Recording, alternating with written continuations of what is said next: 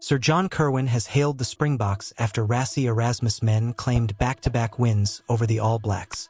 If you're a fan of the All Blacks, write "Go All Blacks" in the comments and subscribe to the channel. All Blacks great Sir John Kirwan has likened the current Springboks to the double World Cup winning New Zealand teams and lays down a marker for Scott Robertson's men. The Springboks claimed back-to-back wins over the All Blacks and extended their winning streak to 4 matches against their old rivals. Rassie Erasmus men came from behind at Ellis Park, overturning a 10-point deficit to defeat New Zealand 31-27 in round 3 of the Rugby Championship. Then, they left it late again in Cape Town, with a Malcolm Marx try sealing an 18-12 victory. Kirwan, renowned for his punditry on Sky Sport NZ's Breakdown show, has been absent from the last 2 shows but took to social media to praise the Springboks. Following the Johannesburg defeat, he took a playful dig at the TMO after the controversial try by Bongi Mbonambi, but gave credit to the Boks for knowing how to win. He echoed these sentiments once more, giving praise to their bomb squad for closing out games under pressure.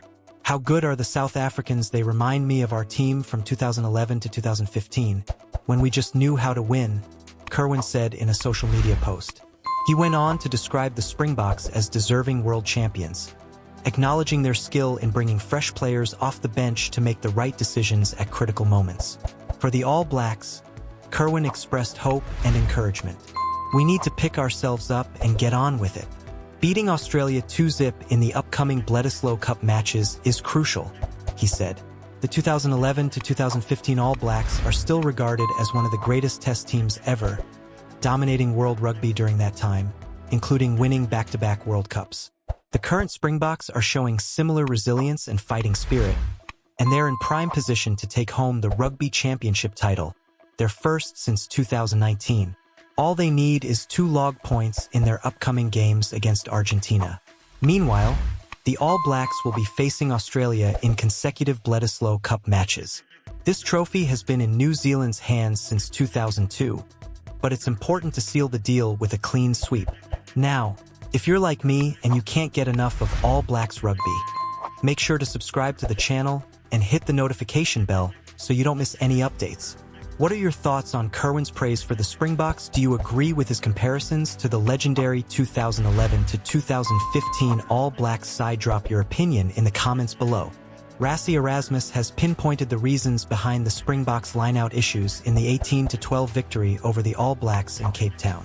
While South Africa had their issues at the set piece, the Bok boss believes that there was another area of the game where they comfortably were the second-best team. If you are a fan of the All Blacks, write "Go All Blacks" in the comments and subscribe to the channel. The lineout is a traditional strength of South Africa, but on Saturday, the Boks struggled with the usually accurate Bongi Mbonambi missing his jumper multiple times after boasting an unblemished record in the previous matches in the Rugby Championship. However, the All Blacks clearly did their homework and were able to put the pressure on the Springboks set piece. While South Africa managed to claim 13 of their 16 lineouts, it was far from a solid platform throughout the 80 minutes, and Erasmus believes it was down to the inexperience of Rowan Nortje. Following the injuries to Franco Mostert, Lud de Jager, R.G. Snyman, and Jean Klein, Nortje was recalled to the Springboks team and featured against Australia before starting both tests against New Zealand. Saturday's clash was just his 3rd appearance, which Erasmus believes played a role in the misfiring set piece, as well as the fact that he was given added responsibilities this week. It was just overthrown by the hooker, and sometimes they didn't even go up, so that's a timing issue, the Bok boss explained. "We have to understand that a guy like Rowan Nortje is early in his career, and it was only his 2nd game against New Zealand. Last week, we had Pieter-Steph help him call the lineout, but this week it was solely on him. So he will have learned a lot, and the All Blacks did their homework and contested well. The lineout wasn't the only area of the game that New Zealand were able to put the Boks under pressure, with Erasmus believing that the All Blacks comfortably got the better of his side at the breakdown, with Scott Robertson's men winning 9 turnovers. The scrums were another area. At the first 2 scrums, we were dominant, and then they came back, and the next 2 we were under the pump," Erasmus added. "Where we came totally second best was the breakdown. The lineouts weren't great, but at the breakdown, they definitely overshadowed us. The win over the All Blacks put South Africa in a strong position to win the Rugby Championship. But Erasmus is not getting carried away. "We respect them immensely as a team," Erasmus said of the All Blacks. Springbok assistant coach Tony Brown put what the Haka and the way they think into perspective for us as a group, and that really helped in getting us to understand them better and also play better. It's important to understand what winning 4 consecutive games against them means, but they've beaten us many times in a row too and achieved so much, so it's not something to brag about, but it feels good. For us, we spoke a lot about the Freedom Cup this week, and it means a lot for South Africa with where we are now. We wanted to win this badly for South Africa. This was also good for our hopes of winning the Castle Lager Rugby Championship. But we still have some work to do in that regard. If you enjoyed this breakdown and want to stay up to date with the latest from the All Blacks and more exciting match analysis, be sure to subscribe to our channel and hit that notification bell so you don't miss any updates. Now it's your turn. What do you think of Rassie Erasmus' take on the Springboks' lineout struggles? Do you agree with his assessment? Or did you see something else in the game? Let us know in the comments below. All Blacks. Ardie Savea pinpoints key areas which proved costly in ultimate test against Springboks. Ardie Savea warming up for the All Blacks ahead of a July test in 2024. All Blacks number 8 Ardie Savea has highlighted which areas led to their downfall in their recent Rugby Championship encounters against the Springboks in South Africa. The men in black suffered a 31-27 defeat against the Boks in Johannesburg last weekend before being on the wrong end of an 18-12 result when the teams met in Cape Town on Saturday. Those results mean South Africa have won all 4 of their Rugby Championship fixtures in this year's tournament, and they are sitting pretty at the top of the table with 18 points amassed.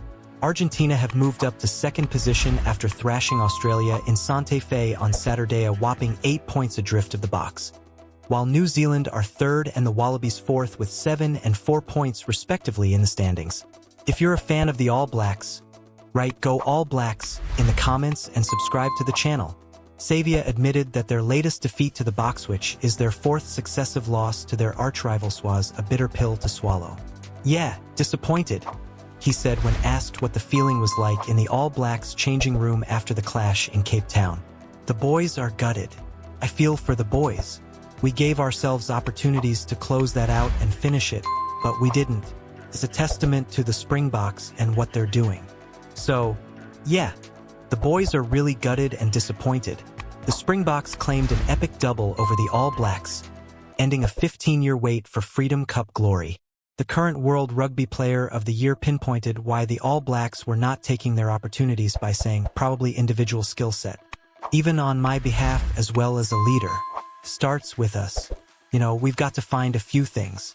Individual skill set, discipline. We're getting in the right areas of the field, and we're just giving the Springboks penalties or we're losing the ball. And they're getting down to our part of the field and punishing us. We've got to try and lessen those and stop those. But again, it's easier said than done.